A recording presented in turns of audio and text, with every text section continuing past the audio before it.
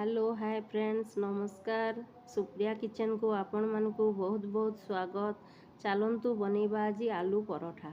देखंतु केमती फुला फुला बनीची ना आलू परोठाटा। देखिबाकू जेमती सुंदर देखा जाउची, भितरे आलू मध्य भल भाबरे दिया जाइची। भल भाबरे पुरो दिया है, स्टफिंग भल भाबरे अछि। आउ फाटा फुटी होउनी। देखंतु केभली स्मूथ हो जाइची। एभलिया भाबरे छोट छोट टिप्स बतेइबी, ताकू जदि करिके ना आपनको आलू परोठाटा बहुत फुला फुला बनिबो। देखुछंती ना भितरे केमती आलू बहुत अछि। आलू मसला कम दिया जीवनी, भरपूर दिया जीवो, सेथिरे भी बहुत टेस्टी लागिबो। आउ बहुत बढ़िया फुलिबो भी। छोट छोट टिप्स बतेइबी, सेथिरे बनेइबी, आपण देखिबे आपनको आलू परोठा बहुत फुलिबो। आउ आपणकर स्टफिंग बाहरକୁ बाहरिबो भी नहीं। बहुत सुंदर देखा जीवो। आउ खाइबा पाई बहुत टेस्टी भी लागिबो। सेथिपाई चलंतु आमे अटा को चकटी नेबा।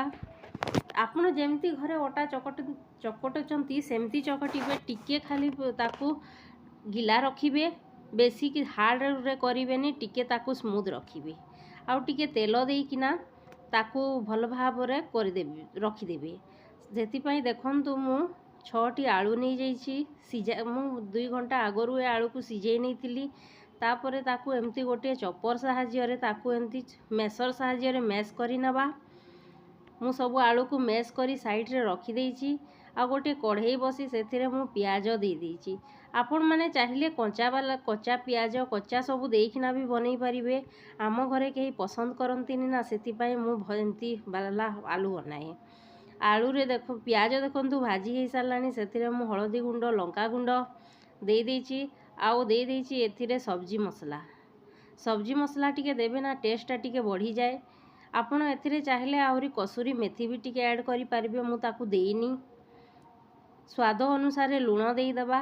बेसी भी प्याज को भाजीबा पई एथिरे पड़ेनी। टिके स्मूथ ही गले प्याज ना, तापरे सेतिकी भाजी देले भी चली जाए। पूरा गोल्डन ब्राउन कलर हेबा पर्यंत करिबा पई पड़ेनी। देखंतु मु से आलू सबू मेसर साहाଯ୍ୟରେ मैश करि नेइतिली ना, से सबू आलू को एबे देई देली। कढ़ई रे याकू भल भाबरे मिसेई नबा मसला सहित। आउ देखंतु मु सेथिरे कच्चा काटिला वाला धनिया पत्र भी देई देइथिली। धनिया पत्र भी देई दबा।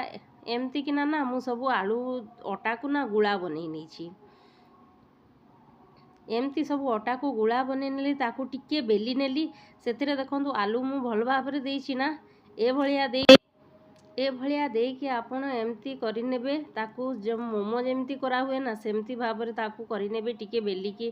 तापरे ता भल भाबरे करि नेकी सेथिरे किछि अटा देइकिना देखंतु मु ए भलिया भाबरे करूछि। आपण माने ए भलिया भाबरे ताकू करि परिबे। बिल्कुल भी आपणको आलू परोठा फाटिबनी, कि जहाँ आलू पुर देइथिबे आलू पुर भी बाहर को बिल्कुल भी बाहरिबनी। पूरा खाइबा पई जेतिकी टेस्टी लागिबो, सेतिकी सुंदर भी देखा भी जीवो। देखंतु ना आलू बाहरुछि कि ता माने परोठा मोर हेई जाउछि। आ आलू भी बाहरुनी। बहुत सुंदर लागे देखिबा पई। बिल्कुल देखंतु दुई पटु आलू भी बाहरुनी। ए भलिया बापरे आपण आलू परोठा बनेबे ना, आपणको घर लोक आपणको प्रशंसा करी प्रशंसा करी करी थकीबेनी। बहुत सुंदर भी खाली देखिबा पई सुंदर नुहे, खाइबा पई भी सुंदर लागे। आपण थरे बनेई देखंतु बहुत ही टेस्टी लागिबो। से भलिया देखंतु मु आ गोटे गुळा नै जाइछि। ताकू एमती आलू भरी सेथिरे भरी नेइथिली, ताकू पुणी बेली नबा। देखंतु एथिरे भी मोर बिल्कुल स्टफिंग बाहर को बाहरिबो नाही। प्लीज वीडियोटी को पूरा देखंतु। वीडियोटी भल लागिले सब्सक्राइब करि नेबे। आपण माने देखिकिना सब्सक्राइब भी करू नाहंती, कि अधा मध्य देखु भी नाहंती। प्लीज मते भी टिके सपोर्ट मिली जीवो ना। वीडियोटी को देखंतु, प्लीज सब्सक्राइब करि नेबे। आपणको फैमिली फ्रेंड मानको नु टिके शेयर भी करि नेबे। देखंतु मु ए भलिया भाबरे परोठा सबू बेली नेउछि। तापरे चलंतु ए परोठा को सेकिबा। मु देखुछु एते तावा गरम करि नेइछि। सेथिरे मु परोठा को देई देली। एबे ए भलिया भाबरे आपण ना ताकू ओल्टे पाल्टे किना सेकी नबा। देखंतु मु परोठाटी को तावारे देई देइछि, ताकू ओल्टे पाल्टे कि सेकी नेबी।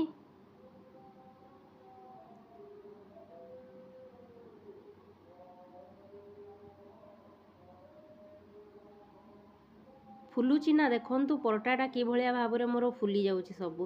ଭିତରେ ଆଳୁ ଥିଲେ ଅଧା କାହାର ଫୁଲେବିନି ନା, ଲେକିନ୍ ଏଭଳିଆ ଭାବରେ ଥରେ ବନେଇ ଦେଖନ୍ତୁ ଆପଣଙ୍କ ପରଟା ସବୁ ରୁଟି ପରିକା ଫୁଲି ଫୁଲି ଯିବ। ଦେଖନ୍ତୁ ସେଥିରେ କମ୍ ତେଲରେ ବି ଇଆ ହେଇଯାଏ, ବେଶୀ ତେଲ ବି ଲାଗେନି। କମ୍ ତେଲରେ ବି ଆପଣମାନେ ଚାହିଁଲେ ବନେଇ ପାରିବେ ତାକୁ, ବହୁତ ହି ଟେଷ୍ଟି ଲାଗେ ଆଉ ପୁରା ଫୁଲା ଫୁଲା ବାଲା ବନେ। ଦେଖନ୍ତୁ ପୁରା ଫୁଲି ଯାଉଛି ନା ରୁଟି ପରିକା ଫୁଲା ଫୁଲା ଆଳୁ ପରଟା। ଏଇ ଟ୍ରିକ୍ରେ ବନେଇ ଦେଖନ୍ତୁ, ଆପଣଙ୍କ ସବୁ ଆଳୁ ପରଟା ଏମିତି ଫୁଲା ଫୁଲା ବନିବ। ବହୁତ ହି ଖାଇବା ପାଇଁ ଯେତିକି ସ୍ୱାଦ ଲାଗିବ ନା, ଦେଖିବା ପାଇଁ ଯେମିତି ସୁନ୍ଦର ବି ଦିଶିଯିବ, ଖାଇବା ପାଇଁ ସେତିକି ଟେଷ୍ଟି ବି ଲାଗିବ। ଆଳୁ ମସଲା ବନେଇବେ ତାର ବହୁତ ହି ଟେଷ୍ଟି ଲାଗେ। ଏଭଳିଆ ଭାବରେ ଥରେ ବନେଇ ଦେଖନ୍ତୁ, ଆପଣଙ୍କ ଆଳୁ ପରଠା ବହୁତ ହି ବଢ଼ିଆ ଲାଗିବ। ଆପଣଙ୍କ ଘର ଲୋକ ଗୋଟେ କି ଦୁଇଟାରୁ ଆଳୁ ପରଠା ଖାଉଥିଲେ ନା, ମାଗିକି 4-5ଟା ଖାଇଦେବେ।